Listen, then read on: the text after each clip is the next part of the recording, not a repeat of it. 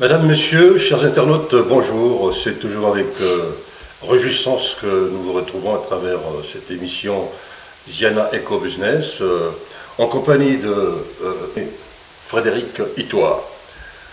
Frédéric Itois, donc conseiller et consultant Ziana TV pour des conseils avisés sur tous les aspects relatifs au monde de l'entreprise. Bonjour Frédéric. Oui, bonjour Alexis. Eh bien, aujourd'hui, nous allons thématiser, si je puis me permettre, sur le statut juridique et pour quelle entreprise. Alors, naturellement, je m'oriente vers l'expert maison pour déjà commencer à nous dire. Oui, le premier statut, je parlerai de plusieurs statuts juridiques. Je donnerai une liste non exhaustive, bien sûr, parce qu'on ne peut pas le faire dans le temps qui nous est imparti. Mais le premier statut juridique, je pense que tout le monde connaît, tant il est réputé et puis accessible, c'est le statut d'auto-entrepreneur. Donc c'est le premier statut juridique de l'entreprise qui permet à n'importe quel citoyen en France de créer une entreprise en une journée et demie, une entreprise individuelle et qui permet d'avoir un statut d'acheter auprès des fournisseurs, de vendre des produits, de faire des prestations intellectuelles et d'autres types de prestations qui pourraient rapporter un chiffre d'affaires. Ce statut. Alors, d'autant plus que notre chaîne a cette singularité de s'adresser à la diaspora congolaise, en particulier, et africaine en général, mais pour ce qui est des Congolais, puisque nous connaissons aussi, on va dire à travers nos connaissances, hein, à travers nos relations, dirais-je plutôt, voilà, des gens qui sont peut-être dans cette lancée pour entreprendre, mais deux fois il y a des questions bloquantes du genre est-ce que lorsqu'on n'est pas naturalisé français, bien que résident en France, peut-on se lancer dans le monde de l'entreprise? Oui, un étranger en France peut créer une entreprise. Un étranger issu de l'Union européenne ou pas a le droit de créer une entreprise. La seule condition, c'est d'avoir une carte de résident ou de séjour. Qu'elle soit d'1 an, de 10 ans, peu importe, ça suffit largement pour créer une auto-entreprise et pour créer tout type d'entreprise. Donc pour ça, il n'y a pas de souci. Le souci de l'auto-entreprise, si on peut l'appeler ainsi, c'est vraiment pas un souci, c'est qu'on est limité par... C'est l'appellation générique, on ne va pas changer la donne. Dans l'auto-entreprise, on est limité par le chiffre d'affaires. C'est-à-dire que c'est vraiment un statut réservé à des personnes donc, individuelles, pas des personnes morales, il faut que ce soit des personnes physiques, qui font maximum par année un statut de 82 200 € hors taxe, pour des entreprises qui font de l'achat-revente, et pour des entreprises qui font du service, il faut que le maximum autorisé par année, c'est 32 900. Au-delà, on sort du cadre de l'auto-entreprise et il faut chercher un autre statut. Tout à l'heure, on parlera des statuts qui sont adaptés pour ce type d'entreprise. Mais l'idée, c'est permettre à une personne déjà salariée par ailleurs de se faire un revenu additionnel, ou à un entrepreneur qui a une idée d'entreprise de tester son entreprise via un statut souple administrativement. Parce qu'il faut savoir que le statut d'auto-entrepreneur nous décharge de l'obligation, nous décharge de l'auto-entrepreneur de l'obligation de se soumettre à l'exercice comptable ou de tenir une comptabilité. On n'a pas besoin d'avoir un livre journal, on n'a pas besoin d'avoir un bordereau de transactions et tout. Et donc ça c'est assez souple. Et les déclarations de ces revenus, des revenus lorsqu'on est auto-entrepreneur sont très simples. Il suffit d'aller sur le site, les auto-entrepreneurs ont toutes les informations. Il y a un site dédié, ils vont sur le site, ils déclarent leur chiffre d'affaires et c'est tout. Ça se fait en 2-3 clics. Par contre, le statut d'auto-entrepreneur a des inconvénients. Des inconvénients dans le sens où on paye des cotisations sociales, soit mensuellement, soit trimestriellement, mais des cotisations sociales sur son chiffre d'affaires. Oui, parce que c'est une question qui me taraudait à l'esprit. Vous avez eu le réflexe de me dévancer, parce qu'effectivement, On parle souvent des cotisations sociales de la part de l'auto-entrepreneur, mais qui est déductible de son chiffre d'affaires. Oui, effectivement, ça peut être un gros frein. Parce que faire du chiffre d'affaires, ça ne signifie pas qu'on gagne de l'argent. On peut faire du chiffre d'affaires, avoir des clients qui vous achètent des produits ou des prestations. Des produits, c'est le cas le plus récurrent, qui vous achètent des produits, mais finalement, vous avez fait du chiffre d'affaires à perte. Parce que, le cas échéant, vous avez mal évalué la charge entre le prix de revient du produit, le transport pour la livraison, et au final, ça vous revient à perdre. Le statut d'auto-entrepreneur fait fi de tout ça. C'est-à-dire que même si vous avez perdu de l'argent, si vous avez fait 20 000 euros de chiffre, ou 30 000 euros de chiffre d'affaires dans l'année, sachez que vous aurez payé, suivant un certain pourcentage, des cotisations sociales. Donc du coup, c'est pas intéressant pour un entrepreneur qui perd de l'argent d'adopter ce statut. Et puis il faut savoir que, étant une entreprise individuelle, le statut d'auto-entrepreneur ne protège pas vos biens personnels lorsque vous êtes mis à défaut. Ça, il faut bien le comprendre. C'est-à-dire que tous vos biens sont solidaires face à la créance. Je ne sais pas si c'est clair vous comprenez ce que je veux dire. C'est-à-dire qu'on peut venir saisir... On peut hypothéquer, pour ainsi dire, c'est-à-dire que voilà, vos biens peuvent être saisis. Et si vous avez un prix des produits, par exemple, chez un fournisseur et que vous n'avez pas payé. Et pourquoi parle-t-on souvent de responsabilité limitée? Est-ce à dire que l'on est, on va dire, quelque part limité dans son activité en termes de management? Oui, c'est vrai que... Ça, c'est une question, naturellement, par rapport aux internautes qui ne comprennent pas forcément les mécanismes du crédit global. Et c'est même une bonne introduction au statut juridique que j'ai tout de suite.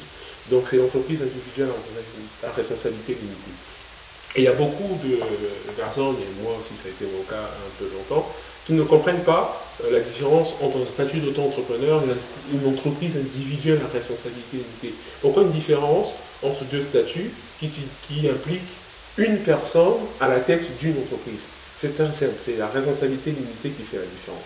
La responsabilité limitée, ça ne signifie pas qu'on est limité en tant que personne sur le droit à gérer son entreprise.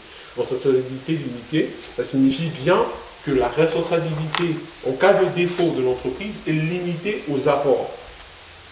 Donc il n'y a pas de jonction ni de pont entre les biens personnels, son patrimoine perso, et les apports mis en capital, si on peut appeler ça comme ça, les apports apportés à l'entreprise. C'est différent. Et sur l'entreprise individuelle à responsabilité limitée, comme dans l'auto-entrepreneur, l'intérêt de ce type de statut juridique, c'est de commencer doucement. J'ai une idée d'entreprise, plutôt que de prendre un statut contraignant, parce que ce qu'il faut bien comprendre, c'est que c'est le cas en France et c'est le cas dans beaucoup de pays, c'est que plus on prend un statut engageant, plus on se met dans une logique de coût fixe. L'entreprise en France, le système français inscrit les entreprises dans des logiques de coût fixe. C'est-à-dire qu'à chaque statut juridique, il y a des charges qui sont imposées auxquelles on ne peut pas échapper, quel que soit le chiffre d'affaires qu'on fait. Qu'on gagne ou qu'on ne gagne pas de l'argent, une fois que vous prenez un certain niveau de statut, vous êtes obligé de tenir une comptabilité. Tenir une comptabilité, si vous n'avez pas les compétences, c'est avoir un comptable. Pour avoir un comptable, il faut le payer. C'est une obligation, sans doute, non? Avec le statut d'auto-entrepreneur, vous n'avez pas besoin de comptable. Vous faites du chiffre d'affaires, vous déclarez, et puis terminé.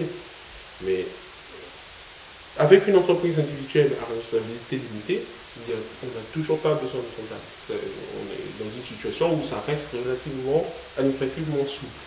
Et par contre, il y a des impacts. Là, on va rentrer vraiment sur la fiscalité d'entreprise et la fiscalité individuelle. Ce n'est pas le propos aujourd'hui. C'est plus technique, quoi. Ouais, ça devient technique, mais vous êtes imposé, c'est-à-dire que vous êtes soumis à l'impôt sur le revenu, qu'on appelle l'IR. Lorsque vous êtes en entreprise individuelle à responsabilité limitée, ça signifie que vous êtes imposé sur les bénéfices de l'entreprise et sur ce que vous versez. Ça signifie que vous rapportez la problématique de l'entreprise dans le foyer fiscal. C'est technique, mais il faut bien comprendre que c'est un choix qu'on ne fait pas à la légère. Ça signifie que vous avez un conjoint ou une conjointe qui gagne relativement bien sa vie, vous venez augmenter le panier, on va dire, vous venez augmenter la charge fiscale du foyer. C'est un choix. C'est un choix à faire pour les internautes qui nous suivent. Pourquoi ça a été mis en place? C'est un choix à faire quand on a un patrimoine à protéger. Partons de l'hypothèse que vous soyez héritier, ou que vous ayez un patrimoine d'une autre vie, ou avant que vous décidiez d'entrer dans l'entreprise. Si vous voulez protéger ce patrimoine, vous pouvez décider de faire une entreprise à la place de l'auto-entrepreneuriat, faire une entreprise individuelle à responsabilité limitée. Comme ça, vous protégez votre patrimoine, mais par contre, vous êtes bien imposable, vous êtes bien soumis à l'impôt sur le revenu. Ça peut plaire à certains, ça peut être un inconvénient pour d'autres. Et pourquoi c'est un inconvénient? Quand vous êtes soumis à l'impôt sur le revenu, le même inconvénient existe aussi pour l'auto-entreprise, si on n'est pas parlé. C'est que sur l'auto-entreprise, quand vous êtes imposé ou vous payez les cotisations sociales sur le chiffre d'affaires, vous ne pouvez pas déduire de ce chiffre d'affaires tout ce qui est TVA, taxe à la valeur ajoutée, et tous les investissements, les amortissements des investissements. Vous achetez une machine et tout, vous ne pouvez pas déduire ça de l'assiette sur laquelle vous êtes imposé ou bien sur laquelle vous payez vos cotisations. Des problématiques du même type se posent pour l'entreprise individuelle à responsabilité limitée. Et du coup, il faut bien savoir dans quoi on s'engage quand on choisit ce statut. Là, vous apportez sans doute une différenciation, en fait, un distinguo entre l'EURL, qui est l'entreprise unipersonnelle à responsabilité limitée, et la PIRL. Et exactement. Donc, l'URL, c'est le prochain point, effectivement, c'est là où se joue vraiment la grosse distinction et que énormément de personnes ont du mal à comprendre, c'est que c'est juste pour des raisons d'optimisation fiscale qu'on choisit un statut juridique plutôt qu'un autre. L'entreprise unipersonnelle à responsabilité limitée se diffère de l'entreprise individuelle à responsabilité limitée.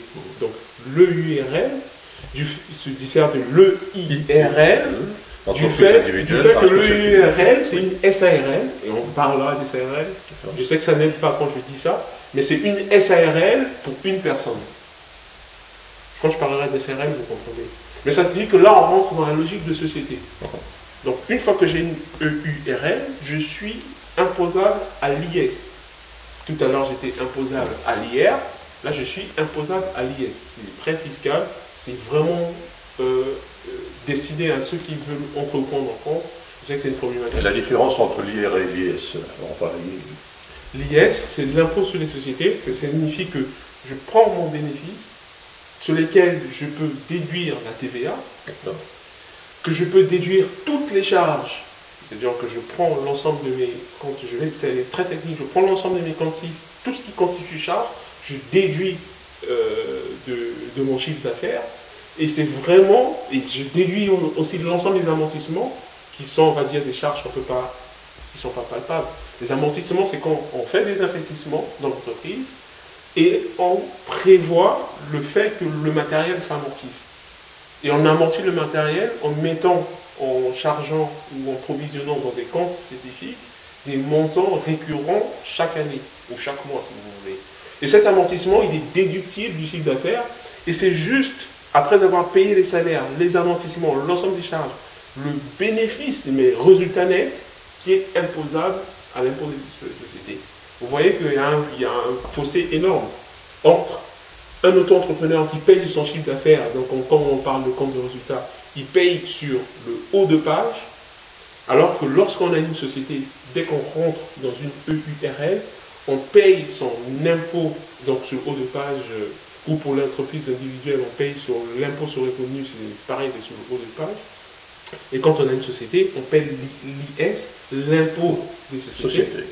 Et cela, c'est sur le bas de page, on paye que sur le résultat net. C'est-à-dire à 30%. Donc ça signifie que si vous perdez de l'argent, vous ne payez aucun impôt. Alors que, sans me répéter, mais dans les autres cas, si vous perdez, vous avez perdu des sous. Voilà.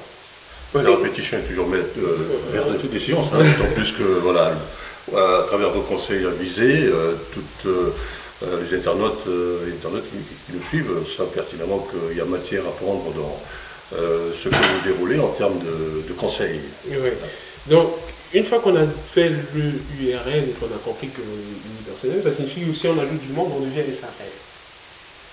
C'est la seule différence entre les deux sociétés. Et à partir de SARL, c'est je crée une société. Mais juste avant que vous ne développez sur la SARL, ce qui se dit, tout au moins d'expérience, ce qui s'entend, c'est que la SARL, la société à responsabilité limitée, semble être le type, du moins le statut, le régime social le plus prisé de tes sociétés. Quelle en est la raison? Oui, effectivement, c'est un statut juridique très répandu, parce que c'est le premier statut qui vous permet d'aller discuter avec des interlocuteurs, avec des parties. Et quand j'entends par interlocuteur, je parle des banquiers, la relation avec la banque, les fournisseurs, les investisseurs et tout ça. C'est le seul statut qui vous permet d'être pris au sérieux par les interlocuteurs qui ont du poids. Parce que le statut de SARL, il est super réglementaire. C'est le premier statut strictement réglementé. On ne fait pas ce qu'on veut. Il y a des règles à tenir, même déjà au niveau du statut de l'entreprise, comment sont traités les gérants minoritaires, les majoritaires. C'est pas pareil et c'est super réglementé. Et ensuite, on est obligé de tenir une comptabilité. Et quand on est obligé de tenir une comptabilité, bon, on a des éléments palpables à présenter aux interlocuteurs. Donc, pour des entrepreneurs qui veulent faire des sociétés assez, on va dire, relativement simples, avec des coûts fixes qui dépassent déjà ceux de l'entreprise individuelle ou de votre entrepreneur, mais qui restent maîtrisables, ils choisissent le statut de la SARL, où ils peuvent y joindre les membres de la famille. On peut joindre sa conjointe ou sa conjointe dans une SARL comme collaborateur ou comme associé, ça c'est possible. Le capital dans une SARL, il est variable. Tant d'avantages qui permettent pour une entreprise qui se respecte, qui a quelques ambitions, qui veut attirer des capitaux, qui veut emprunter, qui veut investir des fonds assez conséquents, statut qui est assez intéressant pour le faire. Après, comme tous les statuts, la SARL a ses inconvénients. On se lance dans une SARL quand on croit vraiment dans son projet, quand c'est une entreprise qui est vouée à croître, à rapporter de l'argent, et quand le modèle économique, l'idée a été testée et validée par le marché. Donc, on a été auto-entrepreneur, on a testé son idée, il y a des clients, ça marche, il n'y a aucun souci, ça rapporte de l'argent. On a fait son business plan, son étude de marché, la structure continuera à être équilibrée avec des salaires à payer. Là, on se dit, on fait une société et on passe au SARL. Au regard des pesanteurs, des lourdeurs administratives, est-ce, on va dire, le type de statut juridique à conseiller, par exemple, aux internautes qui sont susceptibles de se lancer? Je ne dirais pas ça comme ça. C'est-à-dire que je n'irais pas conseiller à un internaute choisir un statut juridique plutôt qu'un autre parce que c'est très lié au stade d'évolution de l'entreprise. C'est très lié à l'ambition et tout à l'heure on verra des statuts qui répondent à des situations de plus on verra. On se revolera parce que ce n'est pas forcément la problématique actuelle des internautes qui nous suivent. Mais il faut bien lire. Il faut lire, mais bien comprendre le stade d'évolution auquel on se trouve, et puis se dire, par rapport à mon stade d'évolution, c'est tel statut juridique par rapport à ce qu'on a pu apprendre aujourd'hui qui nous convient le mieux. Si l'entreprise est déjà mature et peut te transformer en société et payer des salaires et payer des charges sociales, etc., la SARL, pourquoi pas.